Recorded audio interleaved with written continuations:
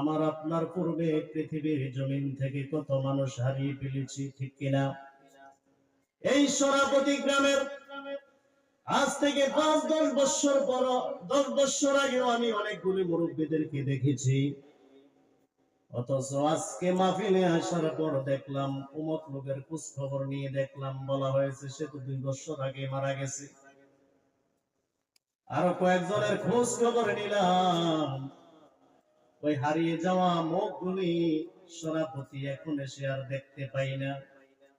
বোঝা যাচ্ছে তারা যেমনি ভাবে এই পৃথিবীর জমিন থেকে হারিয়ে গেছে, আমাকে আপনাকেও এই সরাপতির মানুষ একদিন হারিয়ে ফেলবে, ঠিক না ঠিক? এই জন্য ভাই আমাদের হায়াতের পুঁজি একেবারে কম। আমরা যদি মাহফিলে বসে রাসূলের উপর দুরূদ শরীফ পড়তে পারি, সুবহানাল্লাহ বলি, জিকির করি, আল্লাহু আকবার বলি, এর মধ্যে অত্যন্ত ফজিলত আছে। এগুলো এখন বুঝবো না, এগুলো ওই সময় বুঝবো যেদিন আমাদের নেকি বদি ওজন করা হবে। সামান্য একটা নেকের অভাবের কারণে হাজার হাজার বছর জাহান্নামের আগুনে জ্বলতে হবে।